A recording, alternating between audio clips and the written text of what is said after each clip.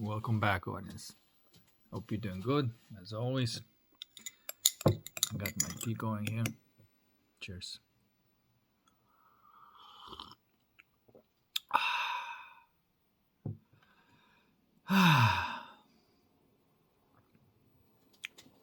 It's a very nice Saturday night. And I decided to make a little video and talk about something, clarifying things over and over again and perfecting the diamonds, so to speak. Well, I think that's what it's like. I mean, every time cycle you go through, there is like a smidge of clarity that is dawns upon you, and it just keeps on going, and it's sort of the truth is evolving, the truth is alive, and of course there's parts of truth that never change and other parts that always do. And so that's, I guess, what brings me to keep making these videos, but anyway. All right, so in this video I want to talk about, honestly, there's something that I want to communicate, and I'm just not gonna label it yet. We'll see what happens. Okay. All right, cheers one more time. All right.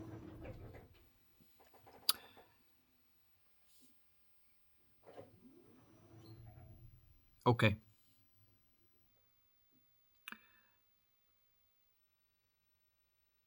Every time you say no to the matrix way, if you will, or every time you say no to something that you deep down in your soul you feel it is wrong, and it's like, no, I cannot accept this. This is something with strings attached. This is not what I really want. I'm forced to settle for something that I deep down in my soul know it is not my dream, right? And I mean, there's a lot of things in the world like that. Like everywhere you look, if you really start chiseling it away of what is false and what is corrupt, there's entire society that needs to be overhauled because it's built on rotten principles. And this is why I keep on harping about this idea of holistic society. And this is what I'm kind of working on the side, and pushing this as a big project that it may even turn into a movement. This isn't some sort of like just another fruity little idea using the word holistic for the sale purposes and the marketing, and not really having anything holistic. But there is an art of living that it is holistic, and it has have laws, and it is possible to build society based on all these principles. And it is a beautiful organization of human beings living on this planet. It completely and totally does exist. It has been done before, and it does require a certain type of prerequisites, if you will, to make it so. And it's very highly to do with living life directly. It's lots to do with the alchemy and theurgy. And some people in society that excuse me some people in society need to take that type of role. Okay, others should not be forced in taking that role because they cannot. And there are three types of souls, and everybody needs to everybody needs to take their own chosen sort of like a destiny and the unfoldment of life in the society. So then the experience is it is teaching, not traumatizing. right? Again, this is doesn't it's not utopia. It is dealing and handling the life on earth in the most beautiful and harmonious way, despite all of its um, dark attributes and whatnot. It is facing what it is. It's not trying to make it something that it isn't, but there is a way approaching life that is awesome. And this hasn't been done in a while, but now there's not even an option. This must be done. Okay. And it must be done. Like I'm talking about complete overhaul of movie industry, complete overhaul of the music industry. The Web 3.0 is a lot to do with that. Um, Movies must be made in a decentralized platforms as utilities that have no opinion and no gatekeeping or imposing their dark will upon people. It's really building a structures in which the parasites do not survive, you know? It's like the parasites do not grow on this frame. That's the frame that you want to build, okay? And every time the life brings you any kind of problems, it's being dealt with in a most beautiful and an elegant way, okay? But it is definitely not something, kumbaya. It's like, oh, everything. No, it's still life. Shit still happens, but you deal with it in a best way possible.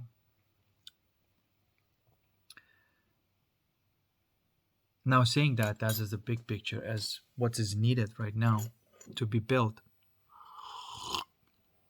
and where all attention and effort should be going. For example, um, one of the most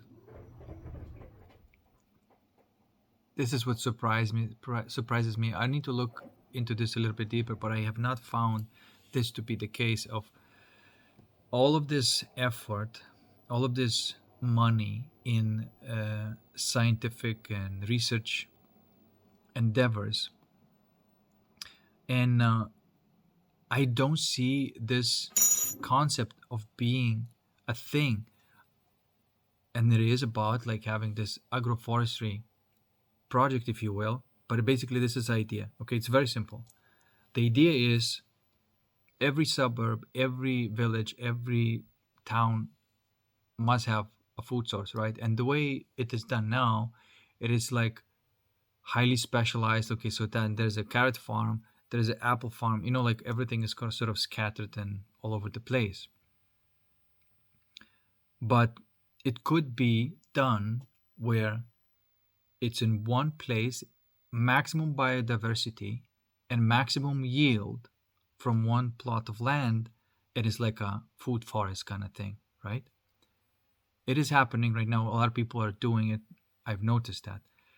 But it is supposed to be the most financed and the most researched thing, because like with all the research, with all the bioengineering, with all these heads and all these technologies, like the sound technologies, the electromagnetic technologies that I'm experimenting with, this is supposed to be the priority number one, is to be able to have this absolutely high yield, high biodiversity from one plot of land. It's like a community garden, if you will. And everybody, whatever they like, they can plant whatever they want, right? And it is like your supermarket that you can just go in and there's food all the time throughout the whole year, all sorts of food, and it's in one botanical garden place. Okay, so that's the project, and that's the project that is supposed to be financed the most, and that's the most bioengineering supposed to be done. It's about this, okay, not some other fucking nonsense and bullshit. Okay, this needs to be done, and this is going to be done on my property, on my land, it is being done right now on a small scale. I'm experimenting, and it does produce yield, and it doesn't require a lot of care, and it is very possible to do this. And I'm not even employing like the highest end tech and ideas even. Okay, but it is happening. So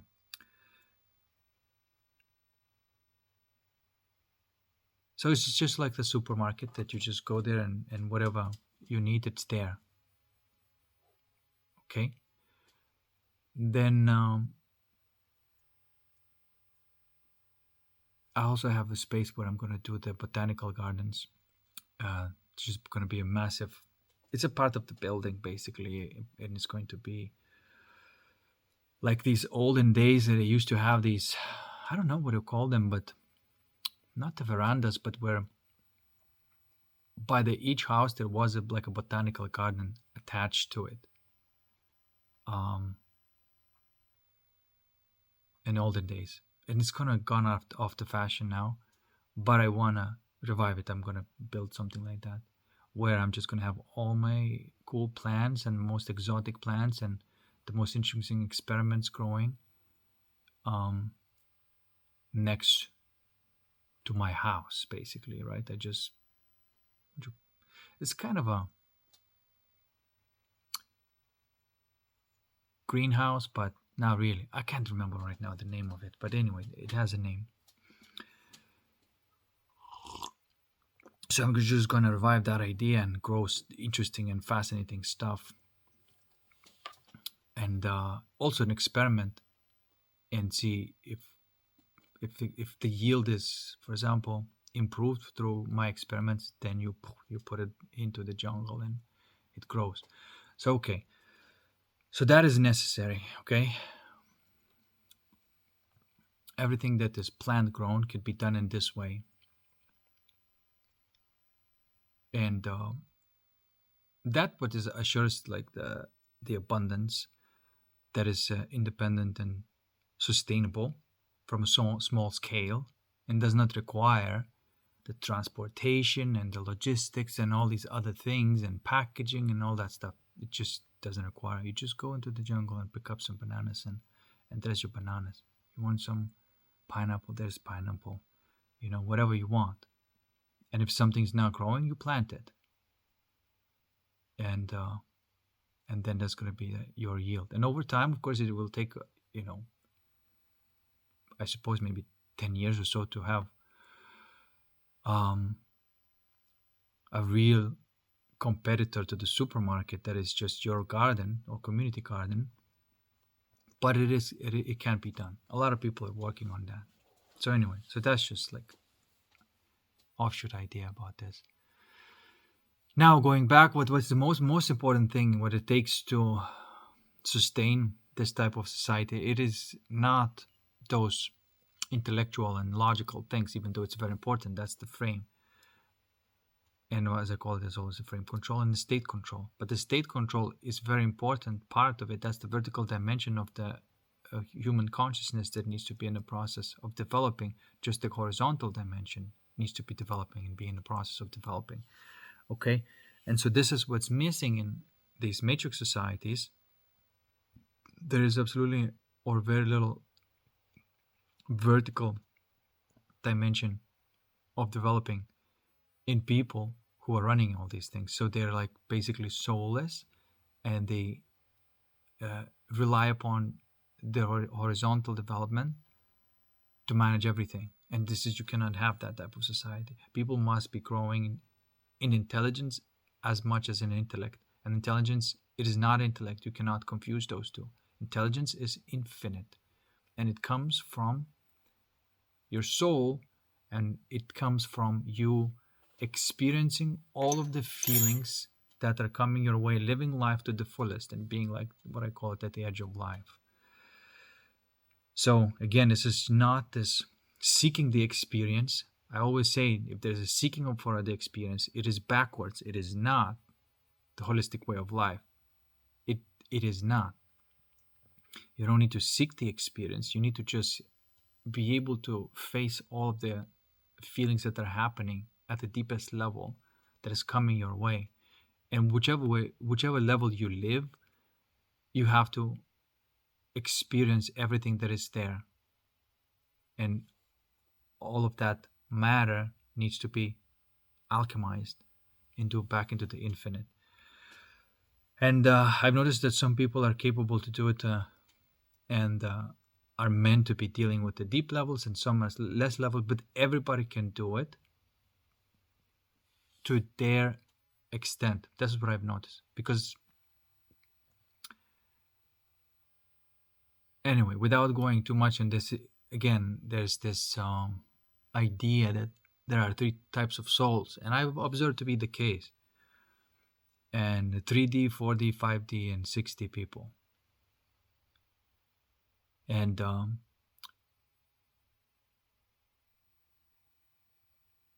right? And everybody needs to be treated in the way where they're at. But everybody can live the life like this in a direct way, in a holistic way. Everybody can do it. Okay? Some people, like the 3D people, are really depend on the energy of the 5D and the 6D people, really. They're going to be evil if there's evil, in the 5D. They're going to be good if there's good in the 5D. So it's just like that. They depend on the energy. It's not their fault because they inherited that vibration from the higher developed souls. And what we have right now on Earth, which is a big problem, is a lot of 4D and 5D people that are evil, and they are taking that fathering and architecture role, and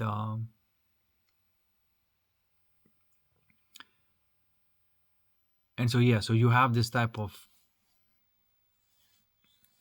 souls that really never meant to be building the framework of societies. Whether you can say that they are believing to do good because they believe that that's just the only way to handle a society and they cannot see beyond it, that could be true, but it doesn't excuse them. Just like, for example, say, well, if somebody would be conscious, they would do a conscious thing.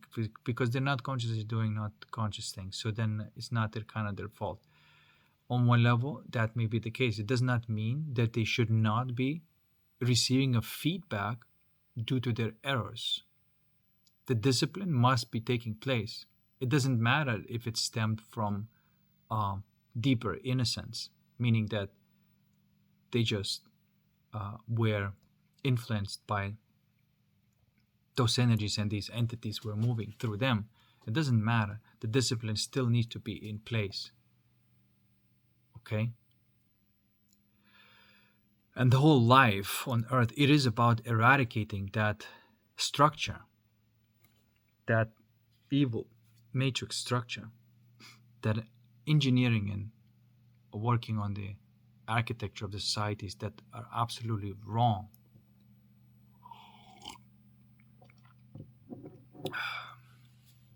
But because they do not have the capacity for the intelligence, they simply do not have the capacity. And because they don't have that capacity, they simply should not be in charge. The only thing that they should be in charge is building tools, but not societies. Because they do not have any right to do so, because they're not even touching the beginning of the evolution of the soul. So if they're remaining in the mechanical world, they should not be allowed to invade the human psyche or collectively a society. They should absolutely not be allowed to do so. That boundary must be set. But they should not be eradicated completely because they do have a role to play. Okay? But it should be only the hardware, utility, production, and working kind of thing. Because the mechanical consciousness should do mechanical things and not invade the space of the society where it requires intelligence, which they do not have. Okay, so there you go. Everything put in the right place. That's the whole point of the holistics.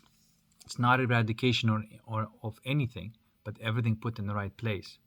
Because some people, they gain a status they do not deserve, of course, right? And they should never have been in that place because their status do not reflect their merit or intelligence. Status is a real thing, but status must be um, authentically earned, not through falsifying it. Okay, so there.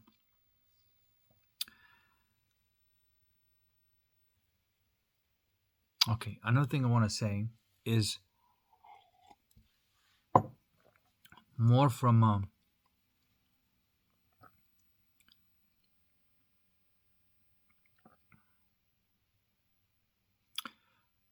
I suppose the energy dynamics and the consciousness,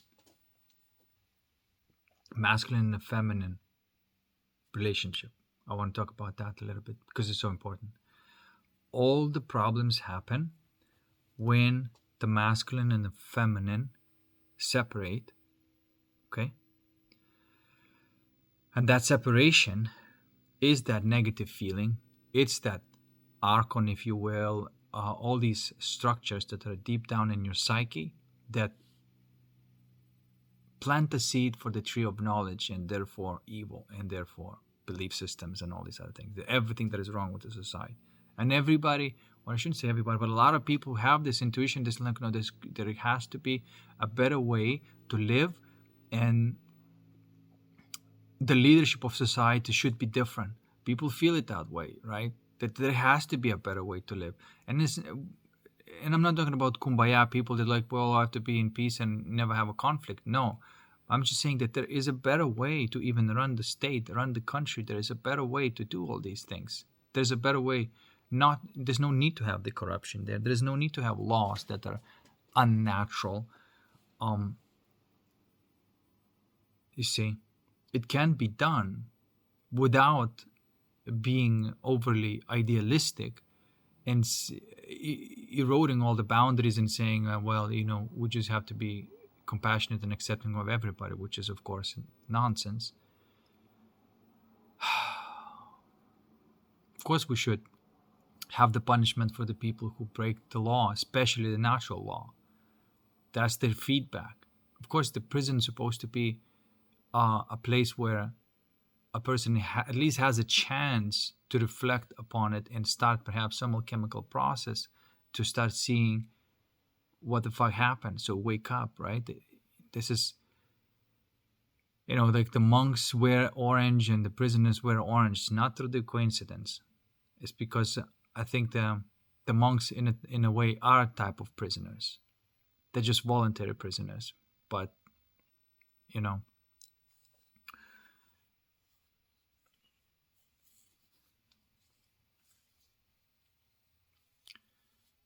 and during that type of alchemical process where somebody needs to actually reflect upon their own consciousness and start destroying that thing that made them to do these evil things, not through fault of their own, but just because it's just a way of life, but not to have that feedback on the people who do evil is the problem. You see, none of it should get away with that. Nobody, no, doesn't give. I don't give a fuck if they have like all the money in the world.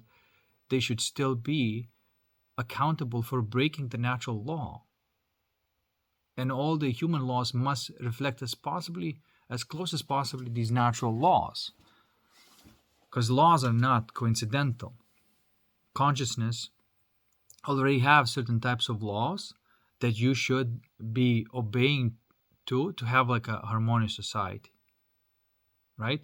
And like I said, it is the frame control externally and the state control internally. Every society is supposed to have frame control, and if somebody gets out of the line and commits any kind of outside um,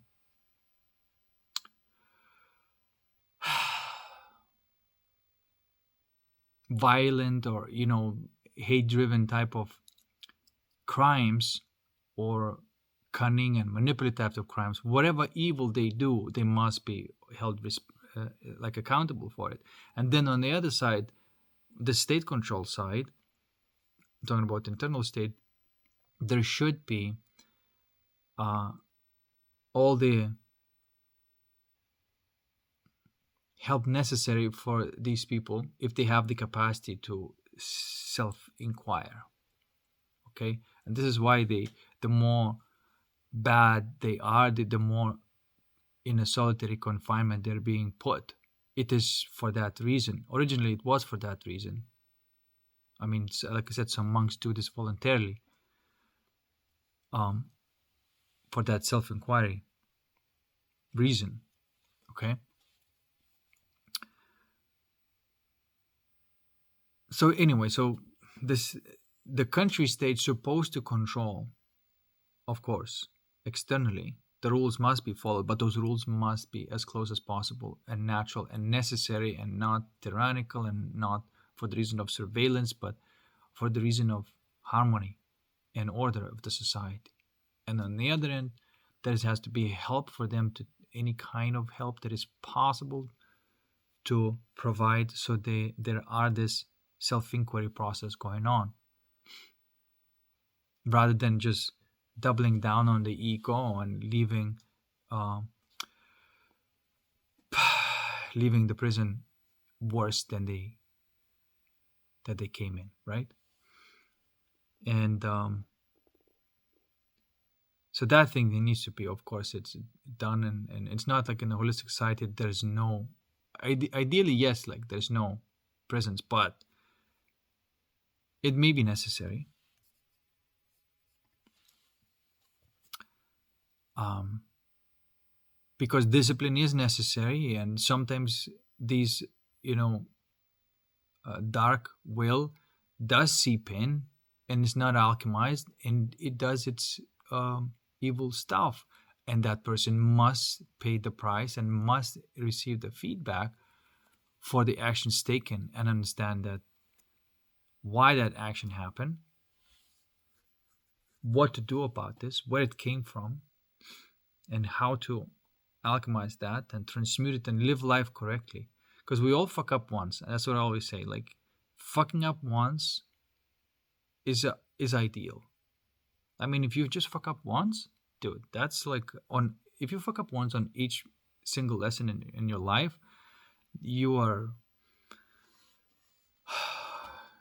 you're like a master player of life, because to fuck up once is mastery. But you have to fuck up once. Otherwise, it's not your experience. This is why, like, not to allow people to be able to fuck up is not a really good society, because everything is kind of rigid. But at the same time, them having a feedback of fucking up as immediate as possible is also very good. Okay. So there's that type of life that must be happening. And what is not okay is to celebrate these things. And if people are capable of getting away with these hedonistic pleasures too long, then the crash is too big and it might not be recoverable. You see? So it should not be celebrated. Yes, you have a right to experiment and try it and do all these things, and of course, but it should not be encouraged and celebrated and normalized, right? You should try it, see where it leads you, learn the lesson, and not do it again. But the lesson should be there. But not like what's happening right now, and that is that celebrate it. Sell this as like, oh, it's a liberation of the hedonistic pleasures. And that's like normalizing it, knowing full well that that's going to come to an end and the crash will happen. rather than getting a feedback immediately. Does that make sense? So that immediate feedback is very important.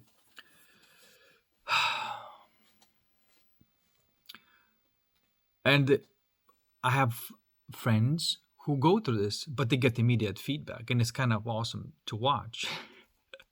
I also have like these slippages sometimes, um, but there's an immediate feedback. Immediately, it's like, oh, okay, no, if I go that way, uh, everything's gonna get derailed. So you just check yourself, right? If you get it with the crowd that you don't really, can't really trust 100%, there's no adult there really, and you all like drinking alcohol and whatnot, and nobody's in charge, and everything's just going with the flow. I mean, don't get surprised that you end up doing stupid ass shit that later, you regret. And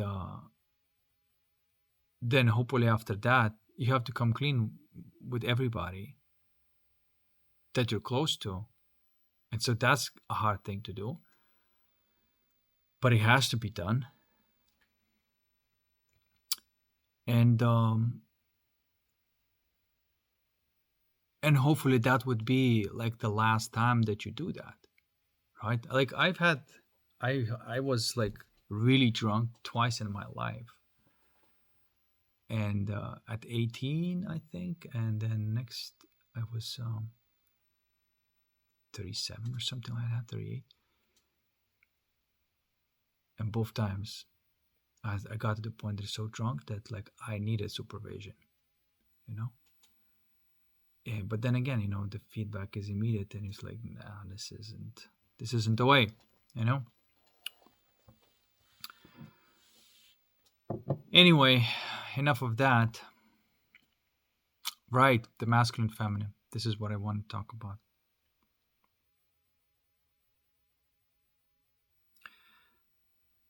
There's something about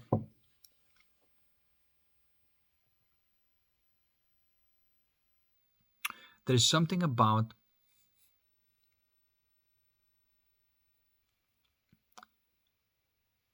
okay. There's something about that separation of the masculine and feminine which is the root of all problems. All wars, all conflicts that are not resolved and escalate into some sort of overly exaggerated violence, right? Or whatever that may be, it is because of this. It's because the masculine and the feminine energies split up. Okay, this is the reason. And then when they do, that separation, the ego may take over, and they may even want to separate more and more and go on the path of like separating, rather than working on destroying whatever is between the masculine and the feminine in order to have that touching, that unity, that feeling of everything's all right, everything's okay, and there's harmony in relationships, right? And you do have to do your real work. It's not about reading books and learning of all that, how to be a good person, good man, good woman. None of that. It is about experiencing everything on emotional and feelings level that is coming your way, living through that. Okay, and of course externally, if you're a man, your boundaries is your responsibility, and also to take the gender role that you are playing is extremely important. This gender neutral spirituality is abomination in my view, because it's not what I see when I go deep and see how everything works. And this is not what I see. I see that there were a lot of like these Pratyeka Buddha teachers on this planet, that they were not teaching the art of living.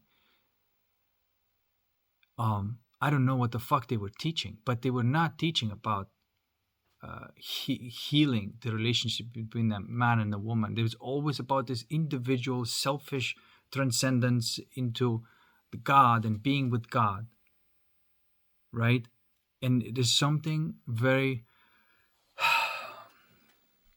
abominable with that, because pratyakas, they do this all selfishly, but they never come back.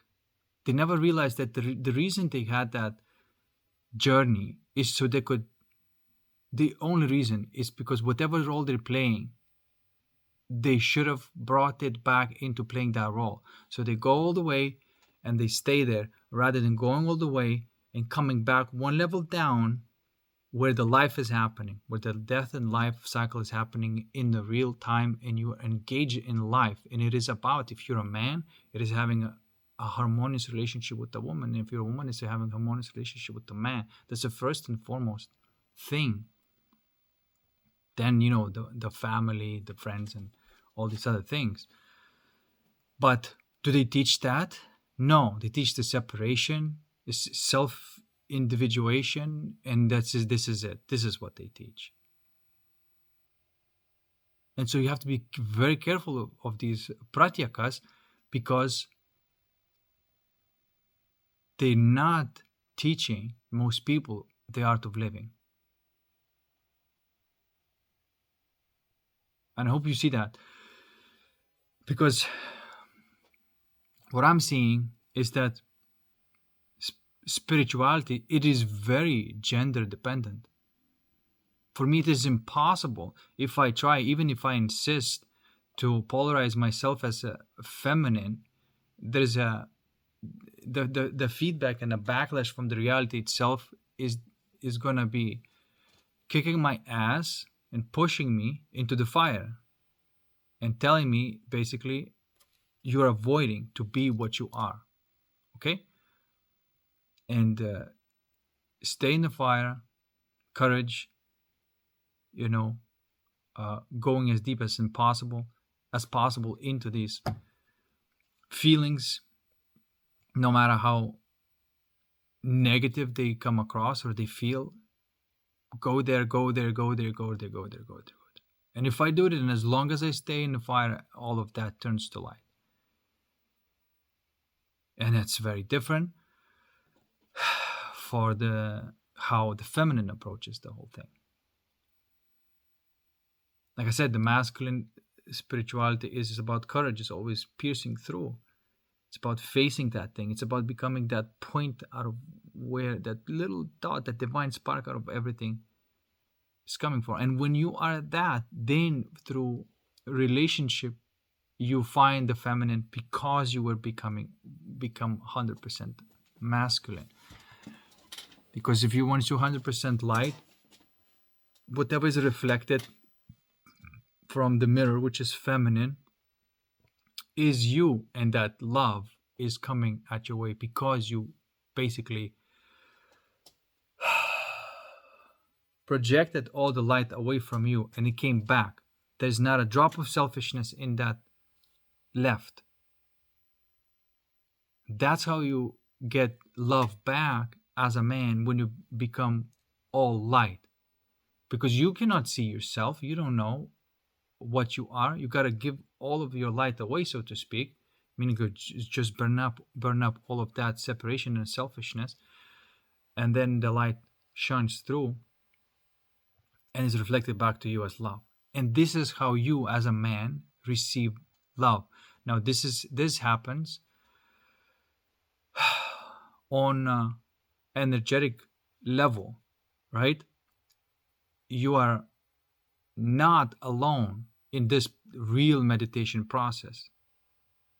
You are actually digging where that love is. You've been looking and chasing skirt and trying to find that love outside of you in human females, right? And that's not how you find it. But once you start saying no to whatever the chicanery the human females are doing and making men do, and I'm talking about the feminine ego, and of course, the masculine, it's all because of the years and long periods of time of broken and a corrupt masculine ego. That's why you have the feminine ego like that. It is because it's a reflection, right? Now, of course, the feminine do have responsibility, but they have only responsibilities. The only responsibility that they have is the selective openness. They should not engage in any kind of these masculine processes, spiritual masculine processes. This is why I know that there is no such thing as a good witch, right? Magic is not a field for a female. The only reason she engages in that is because there is no masculine who can do that for her. So she could be in a fantasia and receiving the vision of the magician that he is creating. And she has to be reflecting that for that to become real. But there is no process there of trying to do magic. Any kind of magic that woman does is abominable. Okay? Because she's supposed to be selectively reflecting the magic that is done by the masculine. And I call it fantasia. So that type of role selecting is very important, because if you're a man, it's not a coincidence. You are a man energetically all the way. That's why you are a man. It's not a coincidence. If you are a man, then you are here to polarize towards wisdom. Your identity is supposed to be the feeling of bliss. And in that feeling of bliss, the feeling of love cannot help but start surrounding you. Okay, so you do not look for it outside. You dig in to see the source of what you are. And once you find that center, that divine spark that you are, and that happens upon feeling all of these alchemical challenges that has been happening lately. Okay, I know that you're feeling it too. And it is a lot to do with you setting the boundary as a man, and you're done. Say, well, I don't want to play these ego games anymore. And when every time you set the boundary like this to the feminine, there's this rebellion that's happening and trying to punish you for betraying the ego and standing down for your soul. But you got to keep going. You got to keep going. And all that ego tantrum, all that thrashing that the feminine does, the ego feminine does, and she does that in your psyche, right? You can feel it. But you got to stay strong, and you have to go all the way into the source of it, alchemize it, bring out the light. And this is how you fight like these feminine demons, if you will. Okay? And like I said, the feminine way of dealing, I call it devotion. And that is, when things are happening, is just keep on opening up. If the masculine is keep on piercing and going through into the source of it, then the feminine is always opening up, and I'm opening up in an infinite and expansion. It's a continuous opening up, continuous surrender. And when a woman does that selectively for that particular feeling that is arising in her soul, then there is this true alchemical process that's taking place that is actually eradicating that separation between the man and the woman. Okay? This is like the most important thing that should be done. And there's no sort of gender conflict there, because if as a man you try to be feminine, then you're gonna get your ass handed to you. And if as a woman you try to be masculine, then you're gonna get your ass handed to you. Okay? By taking the roles that you need to play on a soul level, the first role that you have to play in that alchemical way, and don't deviate from it. Now, I always say, like, you For example, if you have that experience that is negative and it gives you all these negative thoughts and they're running in your mind, and you go all the way to this feeling and it's disgusting feeling, and then you go even deeper and you find the point of it all, which is like that pain, and you're there, and you are completely there with that pain 100%. And in that moment, you touch it with the space of everything, which is the attention and awareness. Like your attention then becomes the awareness, and there's no difference between attention and awareness. Then there's the dissolution of that pain, and you've done it as a man, and then that produces bliss inside of you naturally, because you regain your essence. And as you are that bliss, the feeling of love and peace starts surrounding you. Okay, but you took that role, and as a woman, the more you become that love, that bliss starts piercing through you. Okay, but you both went in the correct way. I said this before, but I am saying it again.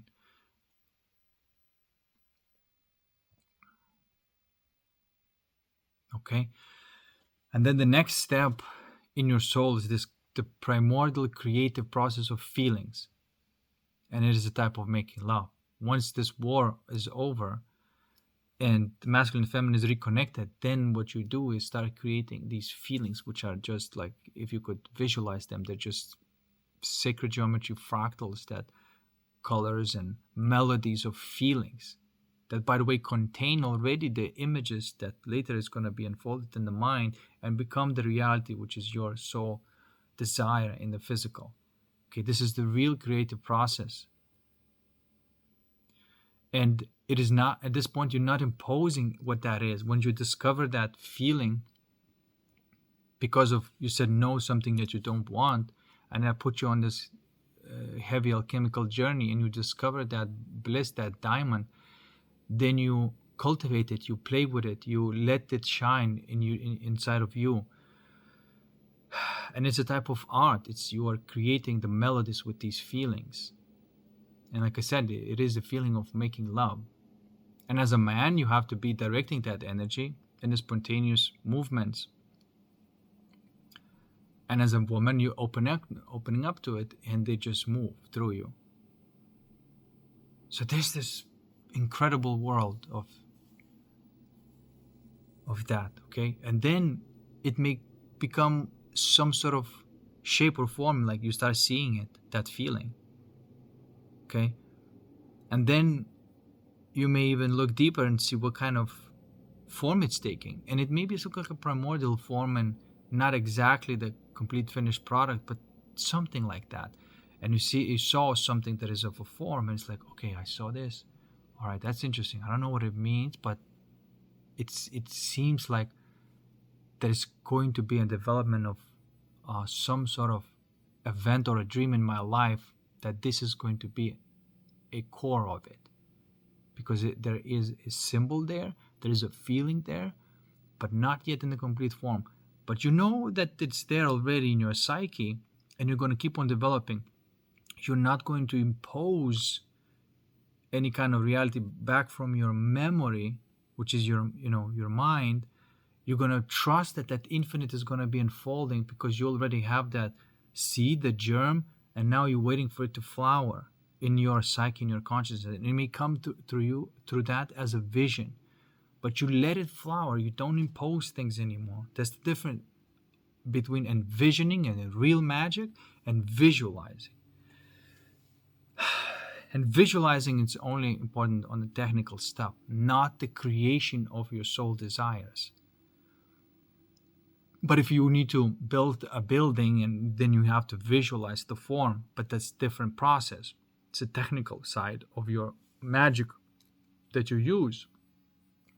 But you never use magic in a way of, I engineering loving relationship. Well, I need a wife that looks like this. I need a house. I need a car. You see, I'm trying, and you can do this, but then you have not let that flower naturally. And so that's the difference. The vision just comes to you because you keep on taking care of that feeling. And you see what I'm trying to say? That's the real white magic. And it's called thaumaturgy. And the thaumaturgy does not happen without theurgy. And the theurgy is this mixing of these feelings and creating. And by the way, like when I say masculine directing that energy, really what it is, it's like it's a spontaneous way. But like for example, it's like dancing spontaneously by the music.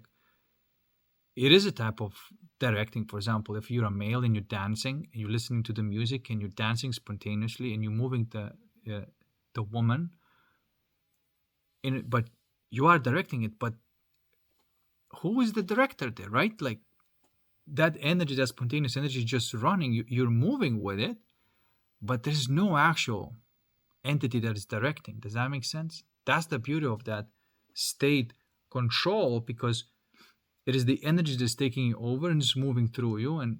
But there is definitely a feeling of doing, but there's no doer. Okay? But that is masculine still. Okay? And then you go into the mind, and that's where the form is coming in. And again, you need somebody who's magician, a masculine, who is imagining all these things and communicating that to a female, that she's reflecting that and making it real, because her innocence is what makes it real. Does that make sense? And that's the confidence and the innocence energies that I keep on talking about. The confidence is a projection of the intent, and innocence is the allowance of that intent to be so. Again, you can see how roles are so important to live the life like that all the way. And even in the physical, the man's supposed to be focusing on the might, and the woman's supposed to be focusing on the care. And there is no gender conflicts, because there's so much polarity that's being cultivated, there's so much spark, there's so much love, there's so much light that is being cultivated when there's a complete and total polarity between a man and a woman, and man's taking it all masculine roles throughout, and woman's taking all feminine roles throughout. That's not to say that you cannot help each other out when you have, for example, in the world of logics, in the world of mind, sure, it's just a skill, right? A woman can have a skill, like she could be programming, right, which is kind of a masculine skill, but she could have like a programming capacity and whatnot. I'm just giving an example, right? But ideally she would not rely on that for like a primary way of life. But what I'm trying to say is that you could supplement each other if just in case, but this is not your primary role. Okay? And any kind of insistence that we're supposed to be switching roles is kind of ego. Beyond that type of, a temporary and playful type of approach, it's not right, because it breaks the polarity, it breaks the spark, it breaks the love, it breaks all of that. Okay? And then the life is no longer a riveting, passionate experience. It just becomes this dull, numb, bullshit matrix nonsense. And it's all because either a man or a woman did not take their role completely, from the spirit to the soul to the mind to the body. Okay? In my case, I didn't have a choice. I mean, everything that I'm saying here, I did not learn from anybody outside of me. It was just my direct experience. And I was stupid enough of listening to these spiritual teachings and seeing spirituality as a gender neutral thing, and now realizing that I'm like spiritually fucking um I don't know, I don't want to say castrating myself, but it's almost like that.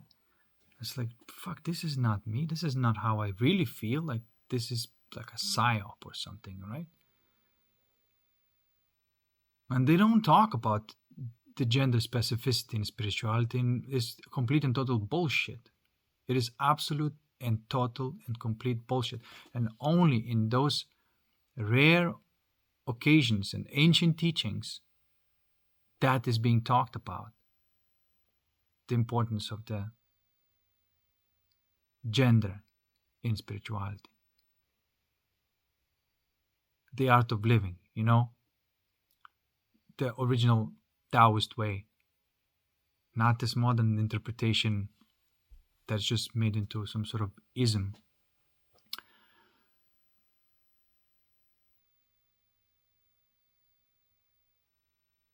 So I think these people who were chasing God, so to speak, and I'm not saying that they were not in union with God and whatnot, right?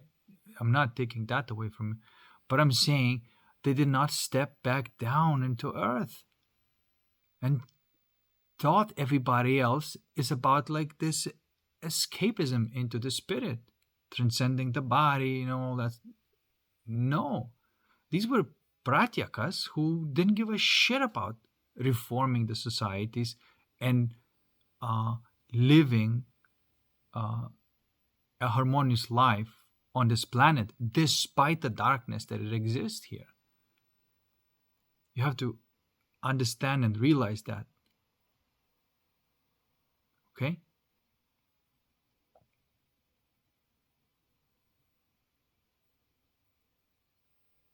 It's not it. And by the way, I have to say something.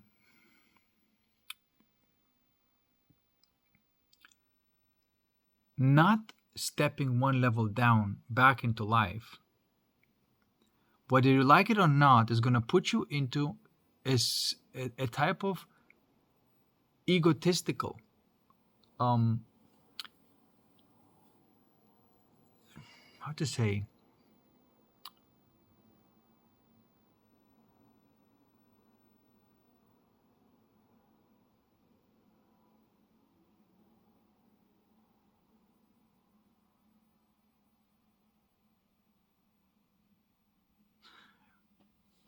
becoming this hermaphrodite with neither man neither woman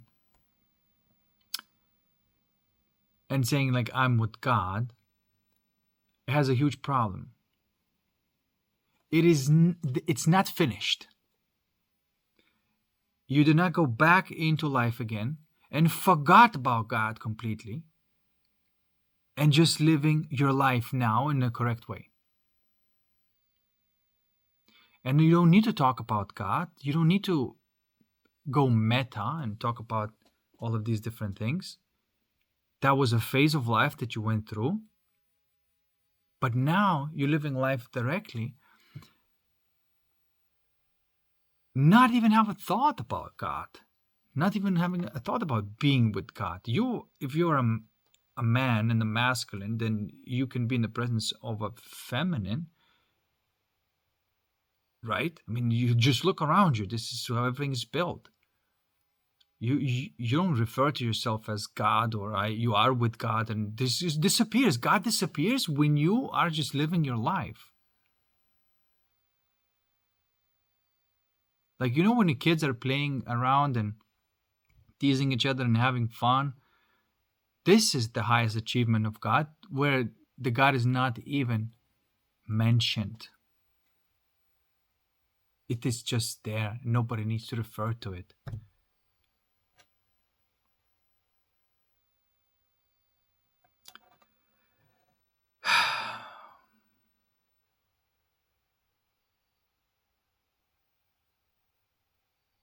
And I think these a lot of these quotes in a Bible trying to point at that,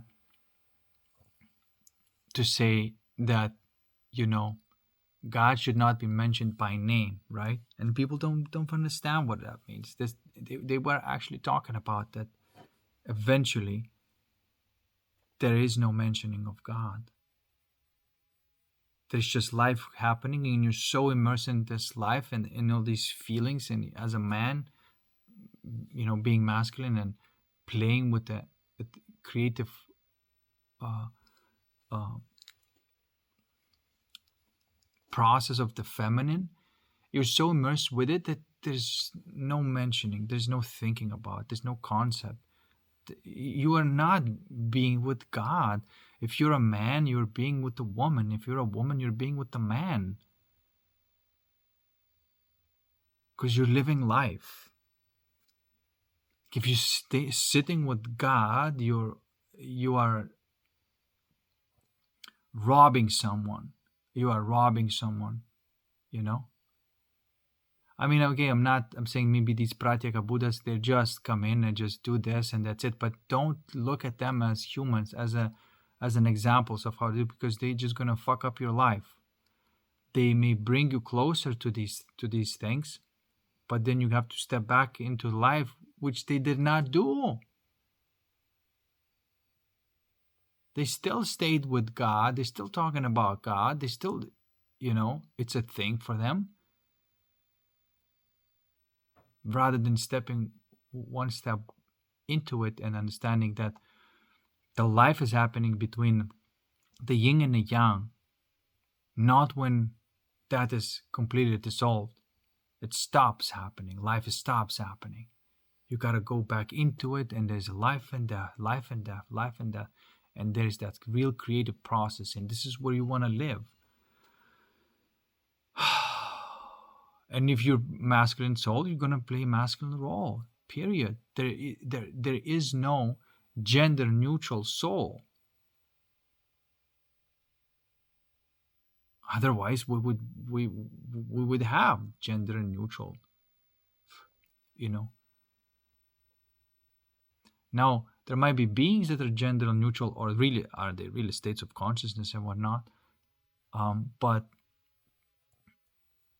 it is not what is really going on. Like, I mean, in the game of life, you have to select female or male, because there's a yin and yang game going on, right? Of course. And as a man, you need to learn how to be 100% beef man. And if you're a woman, you have to learn how to be 100% woman.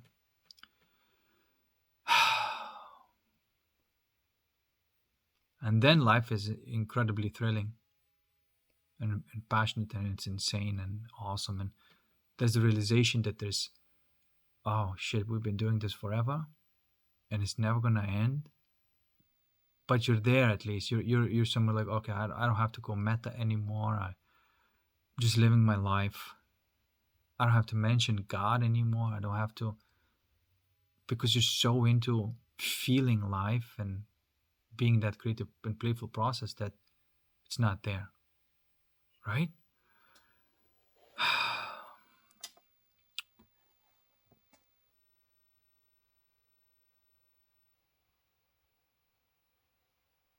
So anyway, so that's my take on it.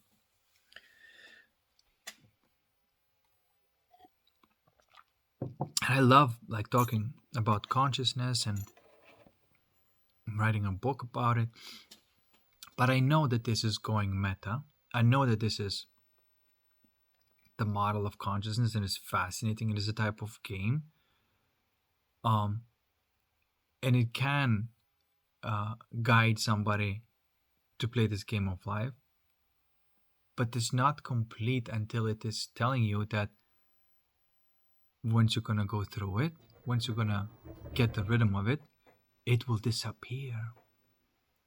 You will never need to refer to it back ever again. Because you learn how to play the game of life. And the life itself is always going to give you anything that new that you need to know. It's just going to come, and you apply it and you do it, and everything's working out, and you are in this playfulness of life. And so yes, you do need a little bit of like a scaffolding before you kind of build a house, right? But after that, when the house is built, the scaffolding is not necessary. And then usually the expression is Renaissance, the sign, the real science, and the real art exploding, and there's celebration and playfulness and all sorts of cool stuff, and that's what life is all about. And nobody even mentions God anymore.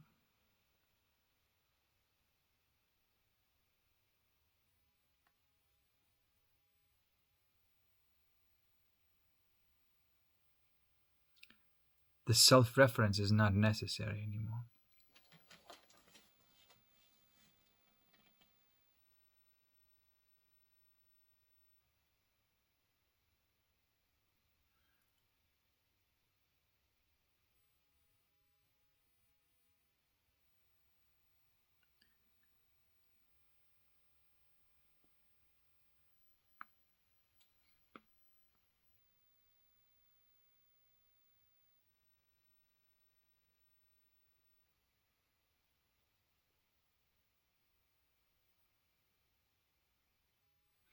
And in fact, only few people do need this type of information anyway. Only few people can have the capacity even to um, alchemize the energies. And if you can't alchemize the energy, none of it is really matters to you, because any information that you're going to use it without your capacity for alchemy is just going to be evil. And this is what happened with Kabbalah, because it's not for the people who are trying to use it. They're trying to gain powers when they have ego. And so it's the opposite of what Kabbalah meant to do. So that information should not even reach the people who could just going to misuse it, or not even. But see, this is where it's very difficult when you talk about the principles of magic. You know, you can use them and abuse them, and use the technical way of using magic, which is supposed to be just for things and creating things. And when you use that for creating things as relationships, or connections and whatnot, this becomes dark, and this becomes all sorts of love spells and all that nonsense, right? And I was quite naive before. Now I see how everything works, and I don't want to teach for example, visualizing, right? If there's any kind of technical thing that needs to be accomplished, like if a woman is doing any kind of sports, the visualization is excellent in accomplishing something, tangible. But using that for relationships, or any kind of soul desires, is a no. You should never use that for that. So right now, the way I see it, I would never teach a woman magic, right? It's enough the visualization that is necessary for the skills and tangible things that need to be done, right? And at the same time, I would never teach a man, quote unquote, fantasia, meaning that being programmed with the default information that is being given to a man and just believing that. right? I would never say that that is okay. I would always say, like, it has to come from within. That picture, that image that comes as magic, has to come from your soul, not from the outside. That's the problem with men who are just getting hypnotized by this information, and they do not have their own soul direction for that real magic, right? So they are engaging in a fantasia and just being the subject of bad hypnosis. That's not a masculine thing at all. Okay. So no, not only that I would not teach it, I would even um, encourage people not to stray into the fields that not theirs. This is where you sacrifice your masculinity or you sacrifice your femininity, and you should never do that.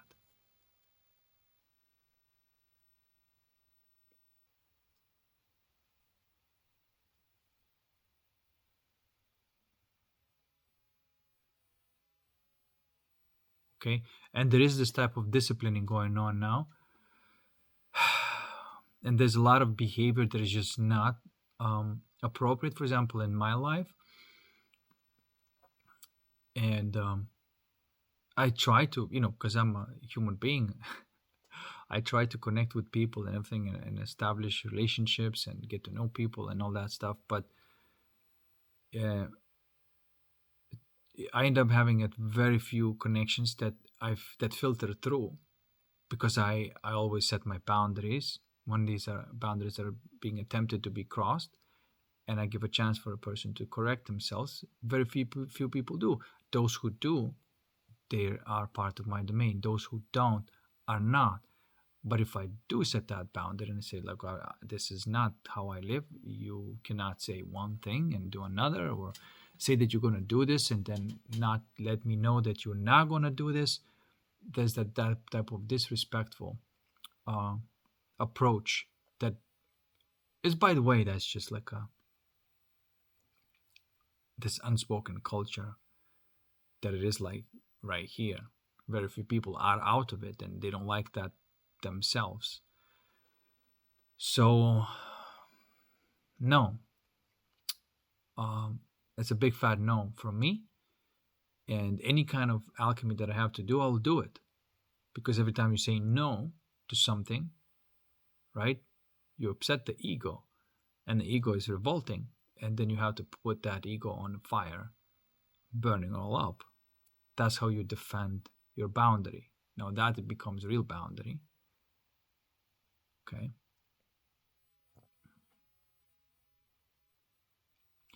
And on the other side, woman, um, also, I know that it's happening as a mirror effect, because every time a man does set the right boundary with the woman is, uh,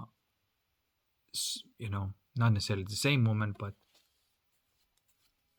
there has to be that mirroring effect. Some woman is saying no to uh, having openness to corrupt masculine, right? And she's going through her own process that is important to go through. And she's becoming more and more selective what quality of masculine she's opening up to. That happens naturally. The more she says no to corrupt masculine, she there's a process inside of her. She surrenders to that, and all that dissolution of that masculine ego happens, and then she becomes more peaceful, open space, and that naturally is already repelling the corrupt masculine, because they cannot stand it, because corrupt masculine cannot stand love, and now she's more of that, and she's attracting more of uh, correct masculine, which is bliss, and she maybe starts experiencing this blissful waves running through her body, which is the masculine, which then is manifesting in her life as a connection with the real masculine.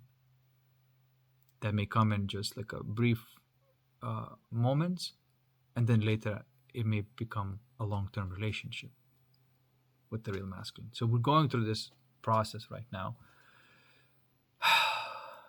And we are completely not budging on what our soul desires and deserves. Okay? Not giving in to this like normalization of Babylon. See, no matter how good the connection feels like, if there's a corruption there, you just have to say no. And, and that's been a theme lately in my life. And I know how it's supposed to feel like. I know how it always. So I'm always gonna say no to this. You can be like a 99% exactly like that, but if there's 1% of that corruption and that thing that is just not right, and I'm just gonna say no to this because it's just not it yet.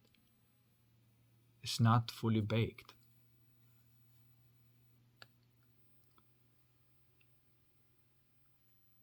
And that's okay. And I know that people who watch my videos are very in tune with these energies, are very in tune of saying no to the things that are no longer acceptable for them, even though the society is raving about this as a some sort of abominable liberation. But the people who have their soul, they just say no to this. Like, no, I know it's being trying. This thing is trying to sell this idea to me, and making me consider these things and stuff like that, and trying to normalize these things. And it's like, no, fuck no, this isn't right. This isn't fucking right. This sexual promiscuity, and it's just no. And that type of nonchalant openness and unselective openness and relationship and just going, no, this is not it. This is not life. And this is bullshit.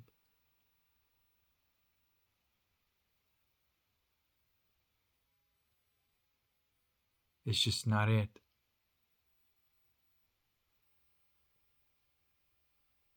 It's bullshit, guys. Okay?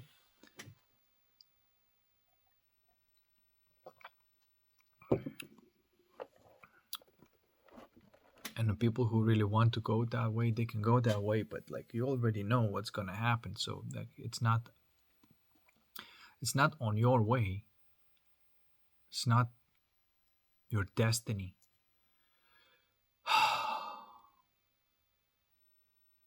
If you just keep saying no and keep alchemizing until whatever comes to you, it just feels exactly how it feels inside and it's manifesting in the physical, then that's it.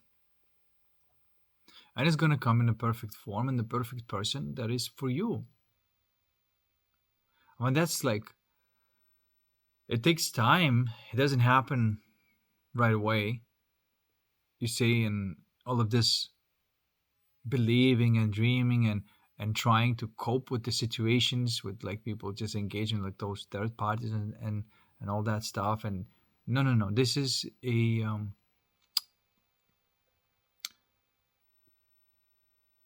martyrdom. This is not it. Absolutely not it. There's no even a discussion on this. It's like, hey, this is what you want. This is what you're going to be tolerating? You say no. You're going to have to alchemize all that, but then you're going to be with the feelings that you deserve.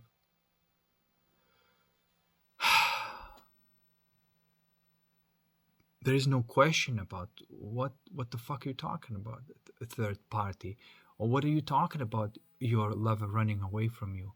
What are you fucking talking about this shit? What the fuck is this thing? No. Everything like that, wherever it's coming from, whatever seed is stemming from, put it on the fire. Use it as a fertilizer for the real seed that your soul deserves. Period. And it doesn't matter even about the people. It doesn't matter. It has to come from there. And all these people, if they want to play what you're what you're playing, your soul, the fulfillment of your soul desire, they have to meet you there. They cannot play these bullshit games with you anymore. And if they won't, then somebody else will. And it doesn't matter because it's just a form anyway.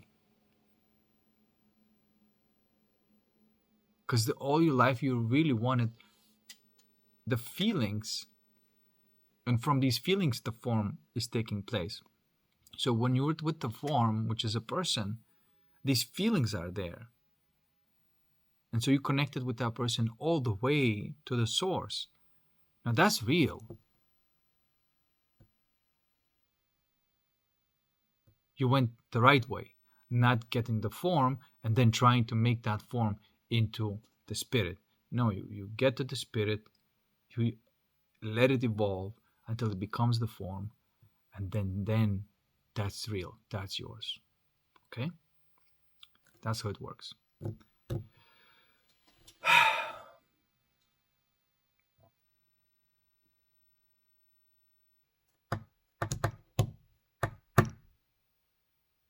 There you go. That's my little rant for today. I don't know how I'm gonna call it, but that's what I wanted to say.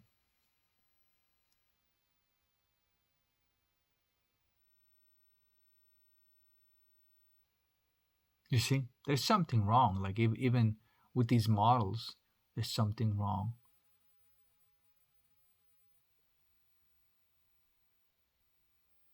The model's supposed to be so well put that it's impossible to corrupt it.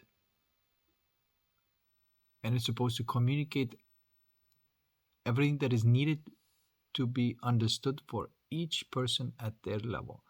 That's the good model.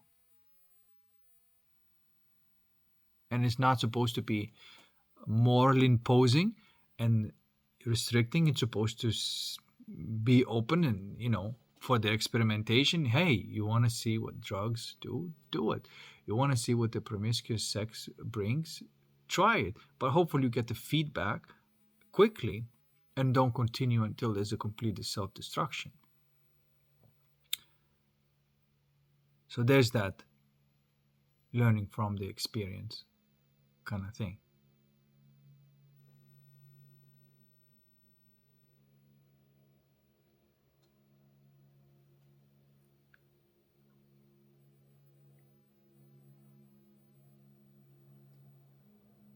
And frankly, for me right now, it's like impossible to have any kind of sexual relationship with a woman if there is no connection at the heart.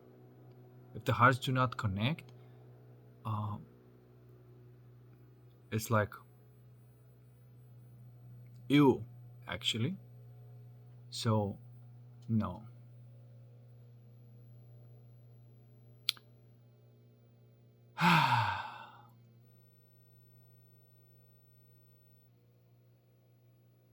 And that is a good place to be, actually.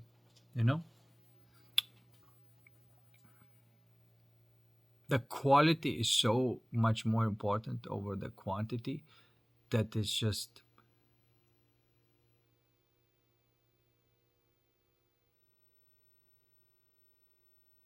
Yeah. You know what I'm trying to say? To the point where there's no second best, not accepting anything second best. uh you know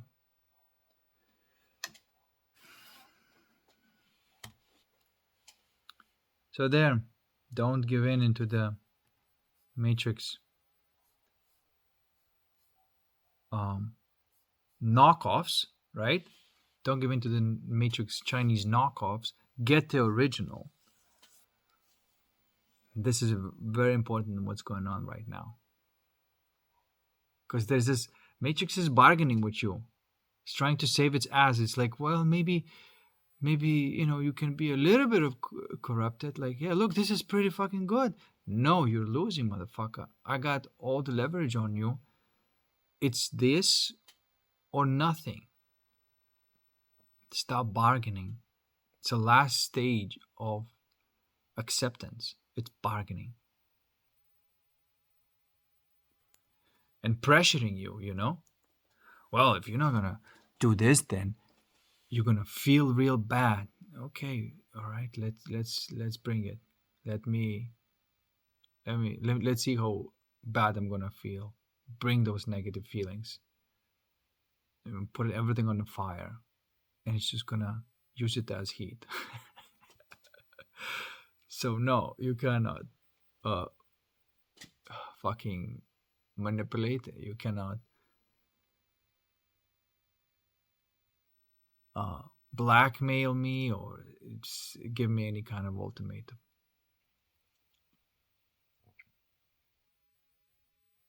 I will never betray my soul ever. There, like, I'm not denying that there are moments of slipping up a little bit, and it's like, oh yeah, I could have done a little bit better, but it's like getting back on the horse real quick. But it's just a complete like a abandonment of your soul. I will never do this because honestly, like if I do this, then like I give up on the princess. I will give up on saving the princess from the tower, if you will, right? Which is the metaphor for this internal chemical process that only later comes into physical. And what kind of man I am if I would do that. And honestly, I don't care how many lifetimes it's gonna take. I don't think it's gonna take me a lot lifetimes. I think it's gonna happen in this lifetime. But even if it doesn't, I would still, I would still not settle for the second best. No fucking way. And I hope you won't too. You know.